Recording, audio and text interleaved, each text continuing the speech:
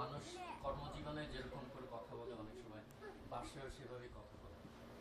তাই এটা হচ্ছে জনৈক কন্ডাক্টর সাহেব ক্লান্ত একদিন শেষে ঘরে ফিরেছেন।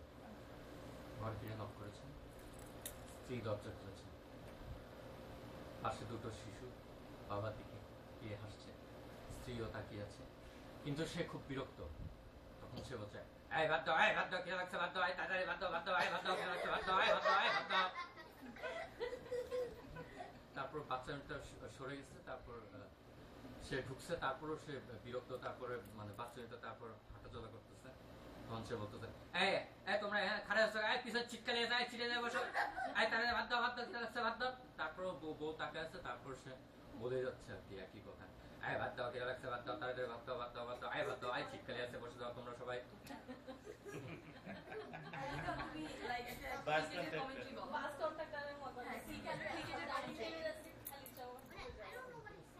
আচ্ছা, এটা মানে ক্রিকেটের কমেন্টারি মনে নাই যদিও, মানে আগে বলতাম। হ্যাঁ, ধন্যবাদ সুপ্রিয় দর্শক মণ্ডলী, আপনাদের সবাইকে কিন্তু আমন্ত্রণ আজকে ঢাকা স্টেডিয়ামে। এখানে কিন্তু আজকে তিল ধারণের কিন্তু কোনো স্থান নেই। পশ্চিম প্রান্ত গ্যালারি কিন্তু কানায় কানায় পরিপূর্ণ।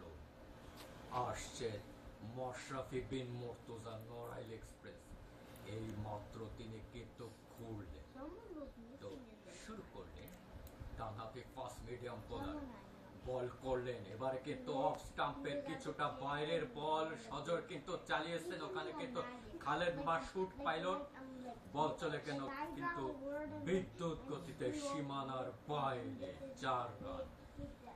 যাই হোক, 25 ওভারের খেলা শেষ, বাংলাদেশ কিন্তু খুঁড়িয়ে খুঁড়িয়ে রান করেছে কিন্তু মাত্র 125, 6 উইকেটের বিনিময়ে।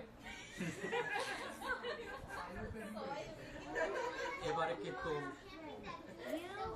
ধারাভাষ্য বক্সে আমন্ত্রণ জানাচ্ছি মিন্টু ভাইকে। আসছেন মিন্টু ভাই। ধন্যবাদ শাফিউল্লাহ শেরাফত ভাই, আজকে কিন্তু বাংলাদেশ ভালোই করছে।